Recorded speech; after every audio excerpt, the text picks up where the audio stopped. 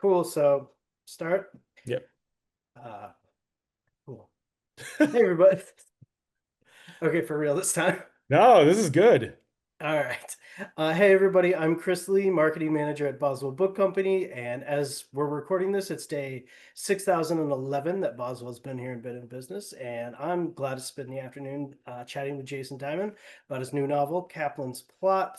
Love this book. Really, really love this. Congrats on the new book, Jason. It's just wonderful. Oh man, thank you so much, Chris. And Um, I also have to yeah. say, if I accidentally call you Christine, it's because right above you. Yeah, At first, I thought I said Christian Pride, but no, yeah. yeah, But I it's appreciate that, and I appreciate everything you guys have done for me as a bookstore, and you've been supporting me since the start. So yeah, I'm so excited to come back to Milwaukee. yeah, we're really looking forward to. I mean, you keep writing great books, so as long as I expect you to continue to do this, so we can keep having you back. Hopefully, Yeah, so we'll have you here next week for this wonderful novel, but we're doing our little preview here. First thing I always ask is maybe what's the for anyone who's unfamiliar with the book, the Kaplan's plot, maybe elevator pitch. I mean, the easiest way I could put it is I've been saying it's like The Godfather 2, but Jewish and set in Chicago. But really, it's more a story about family and the things we don't tell each other, and the things, the things we inherit from birth, be it, trauma or, secrets. Mhm. And it tells the story of Elijah and Eve, mother and son. She's dying of cancer. He's he's come crawling back to Chicago after failing out west as a tech guy. And I think people keep asking me on the East Coast, like, why'd you pick up tech guy? And I was like, see, to me, it's very funny. A Midwestern guy. I know there's probably tons of Midwestern guys out in San Francisco, but I was like, just something so not like Great Lakes about Silicon Valley to me. That's kind of funny. But he comes back and he starts learning things about his mother's long dead father, who we see the his grandfather's story, Yitz, who was a he fled from Ukraine in the early 20th century and ended up in Chicago, and the only route he could take was uh, doing illegal things. And we watch his career build and his life sort of his career gets better while his like life falls apart at the same time. Mhm. Um, Mhm. and it's sort of like they're dueling lives as Elijah's learning, Yitz is surviving. And we see how those paths sort of uh, are similar and different at the same time. Yeah, yeah. There was maybe the stuck in the elevator pitch, but it's fantastic. Yeah, I should do better than that. You can cut this whole thing. Absolutely not. Absolutely not. No, I really love it. I think you capture so much of so many of three generations in this book. I really love that. Uh, and you did it really quickly. I read in another interview that you wrote the book in about 9 months, which is that's fast. Yeah. Even though I know you've been kind of plotting it, thinking about this for a long time before that.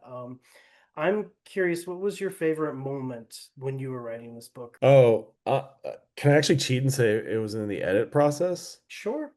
So like That's yeah, yeah, editing's easy. I sold the book, and I mean my agent had joked that this was going to happen, and then it did. My wife was not happy when he made the joke, but my wife was pregnant when we were kind of when I was like, okay, I'm ready. Let's do this. Let's put this out. And we sold the book 2 weeks before my daughter was, well, my first child, my daughter, my entire reason for being at this point.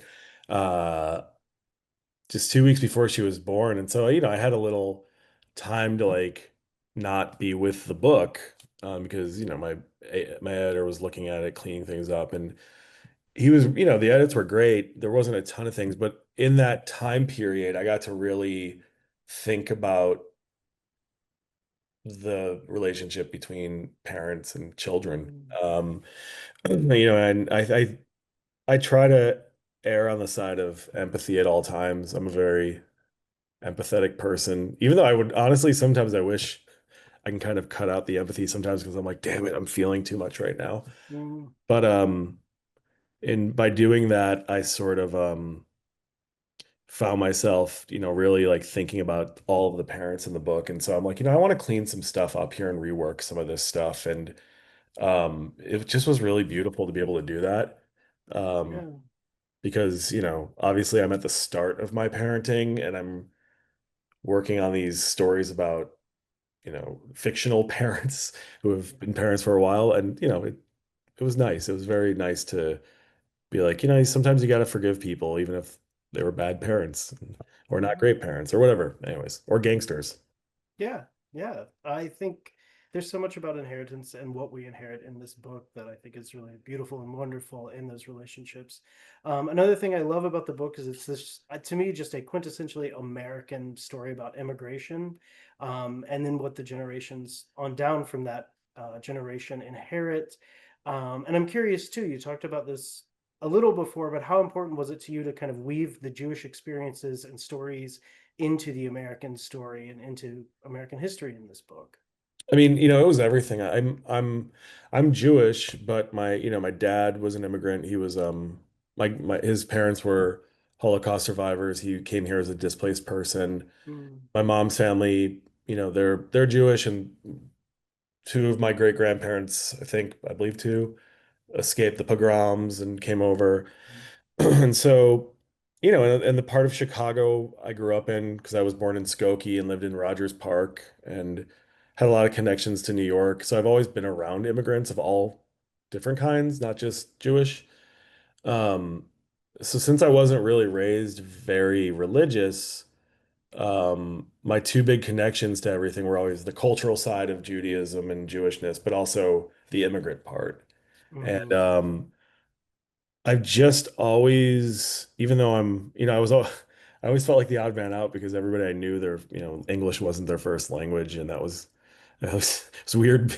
It's weird to consider myself a minority amongst that kind of group. But I really I've thought for a long time about how um, the Jew is an American and the American is a Jew essentially, and how all of our stories, it doesn't matter if you're Jewish or if you're Irish or if you're Chinese or if you're Jamaican or Mexican, it doesn't matter, Italian, Greek, Yeah. all of our stories are almost identical when you really like when you kind of like look to like one person, like, oh, my family came from Ireland to escape this, or my family came from, I don't know, anywhere. You can just pick anywhere out of the hat, and that's just the story of America. And it always bothers me the way we treat immigrants. I mean, we're seeing it again right now.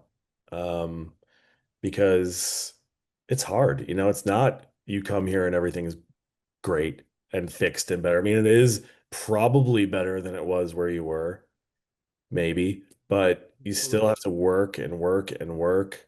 And in a lot of cases, you do all that work. And if you stay the path and you don't do anything, um, like my Yitz does, uh, maybe your kids go to college and maybe they have a good life, and then maybe they become douchebags or their kids become douchebags and they totally forget about everything you did. And, that's just something I think I'm very conscious of because I always want to make sure I remember where I come from. And I'd like other people to maybe do the same.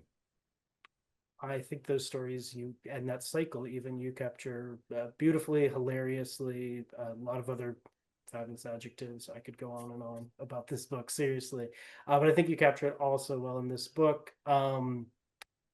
This is Jason Diamond, everyone. His book is Kaplan's Plot. It's on our shelves right now at Boswell, and Jason will be here. We'll chat more in depth about this book next week, Thursday, September 25th at Boswell at 6:30. Go to our website, link below this little thing in the video. And Jason, I can't wait to see you at the store. Oh man, I'm so excited. I love Milwaukee, so this is a treat to me.